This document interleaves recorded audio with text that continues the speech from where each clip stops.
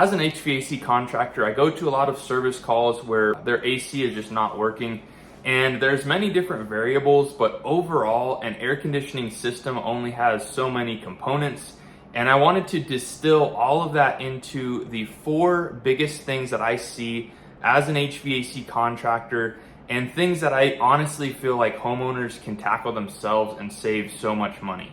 Now, even if you're not wanting to tackle these projects yourself, being informed and knowing what a contractor should charge for these items is critical as well. So knowledge is power. Whether you're just viewing this for education or you actually want to do it, this video is going to help you. So the first thing I want to talk about is your air filter. I've had so many customers that were like, I don't even know where the air filter is, how to replace it, what size is it? So if you're a homeowner, locate your air filter, see what size it is, contact someone who can show you where the filter is if you don't know, and just make sure you are replacing that filter periodically.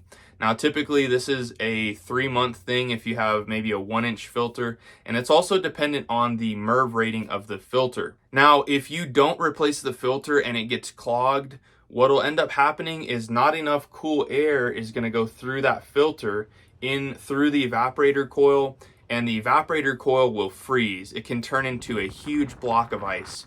So if you see this on your system where it's just ice built up on the lines, that's a good indicator that you have a dirty filter, or you could possibly have a low refrigerant charge, but a lot of times it's just a dirty air filter. Now, you can't just replace the filter and hope that your AC starts working. It's critical that you thaw the system out. So the best way that you can do that is turn the AC unit off at the disconnect. So the thermostat is calling for cooling, pull the disconnect, and that'll allow your fan inside to continue running, but your outside unit will stay turned off. And that's the quickest way to thaw out the system. So this is our Honeywell 4-inch filter rack. If you haven't seen the video on installing this, I highly recommend it. This is an awesome system, and it allows you to run your air filter for a lot longer than you would with a typical 1-inch filter. It's extremely easy to pull the filter out and pop the new one in. Now, I just installed this filter rack about 4 months ago, and this is the filter that I just pulled out. It's not completely dirty. I might actually use this for a little bit longer, but it's still filtering, and I still had plenty of airflow coming out of the vents.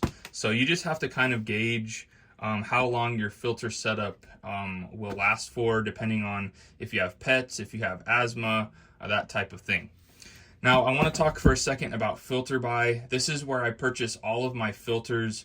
They are an awesome company that has virtually every type of filter, and you can buy these filters in bulk and you can save a ton of money. You can set it to a subscription and you can have it shipped right to your door, so you don't have to worry about scrambling to get a new filter if your system freezes over or something like that in the middle of summer. Again, I highly recommend Filter Buy. Check out Filter Buy in the link in the video description, and they can take care of all of your filter needs for you. All right, so number 2 on our list is condenser coil cleaning. Now, if you look closely here, you can see that my coils are pretty clean, but right in here, you can see some debris that has gotten stuck in here. If your coil looks like that on any part, especially towards the back wall, that's typically where it might get dirtier quicker. This is something that a homeowner can definitely do, and I have a separate video showing how to clean a condensing coil, whether it's a single row or a dual row. The best way is to pull the lid, clean it from the inside, and what I typically like to use is a coil gun made by New Calgon, or you can get a cheaper version. But I do this for a living, and that makes it so easy. You just hook it up to your hose attachment. It makes a nice foaming action, so you can really see it doing its work. Whereas the aerosol cans, you know, they leave a little bit of spacing in between, and they don't have as good of coverage. So I definitely recommend the coil gun versus the aerosol can, but you can use either of these. A couple of things to note with it is just to make sure that you turn the power off while you're doing the cleaning, and it's very basic. You just pull this disconnect, you can flip it upside down and store it here, or you can store it on top, and just make sure you close that while you're spraying this down. Now, what you can expect to pay to have your condenser coil cleaned, I've seen comments where they said a HVAC contractor wanted to charge them anywhere from $200 to $500 to clean their coils. And this literally takes 10 minutes. Even if you don't have the cleaner and you just spray down the coils and just rinse off any debris, you can save a ton of money as opposed to hiring a contractor every summer to come and clean your coils. Granted, there are other maintenance aspects that we're going to get into in a minute, but those are also things that you can do in terms of maintenance to keep your system running and save you money. Okay, so the third thing I want to talk about is condensate drainage. Now, to simplify this, we have a coil inside this box that's attached to your furnace, and that coil has refrigerant flowing through it, and it gets ice cold, just above freezing, and it will condensate. Water will drain down, and that's the purpose of this PVC drain that comes off of your evaporator coil. Now, since my furnace is in a basement, I have what's called a condensate pump. Now, the condensate pump basically just collects water up to a certain point, and once the switch inside here reaches about this level, it'll push it out of this tube and push it out the exterior of the home. Now, it also has a safety switch, so if for whatever reason this fails, it will shut everything down. My thermostat would be blank, and this would be a good starting point to check if your thermostat is blank. So if your condensate drain is coming out of the exterior of your home, something like this, for many homes, their furnace and AC is in the attic or up higher, and this PVC drain just goes out to the exterior of the home. A Milwaukee shop vac, the opening is actually the same exact diameter, so you can just hold your hand here, turn your vacuum on, and you will get all of that debris out.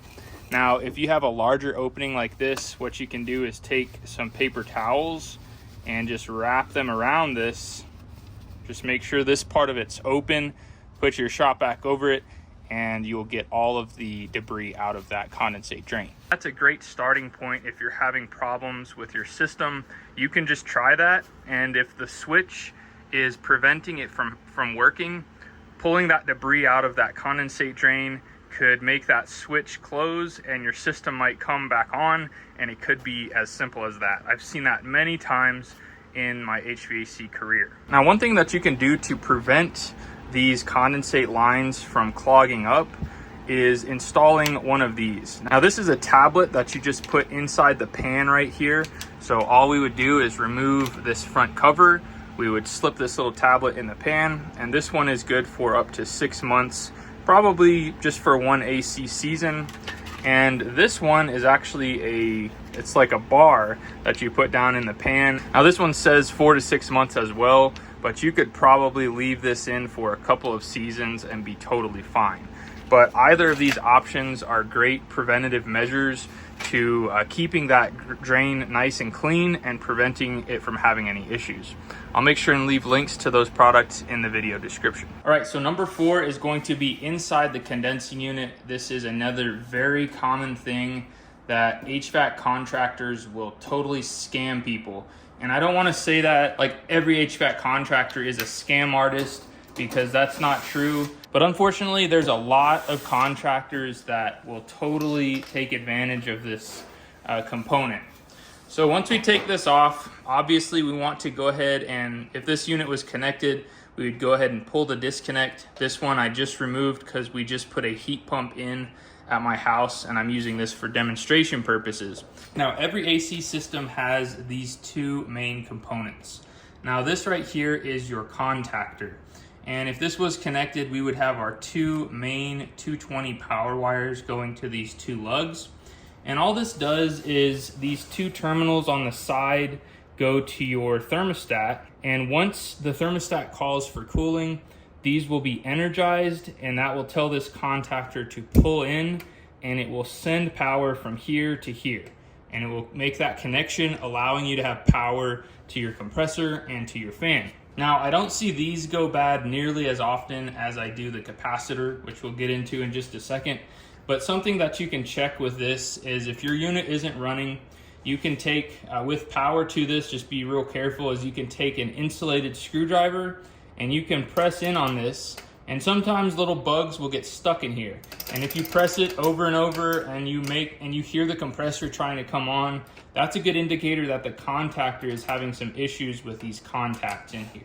Now this right here is the capacitor, and it is one of the main components that I see go bad on a regular basis on AC units. These typically have a life expectancy of 5 to 7 years. I've seen some last longer, some last less. Now as a homeowner, a couple of things that you can look for when you take this panel off is if this capacitor is bowed out at the top and these terminals are not straight, maybe they're kind of diagonal like this, that's a good indicator that this capacitor is bad. Now I've got a separate video that shows in depth how to check this capacitor with a voltmeter so you can confirm that your capacitor is good or bad. Now these capacitors you can find on Amazon. You would simply look up the number right here on the side. This is a 45-5, meaning the 45 is for your compressor and the 5 is for your fan. So if you know how to do one thing on your AC system, this is my recommendation. Know how to replace the capacitor, because companies will charge anywhere from $300 to, I've even heard somebody getting a quote of $2,000 to replace this capacitor.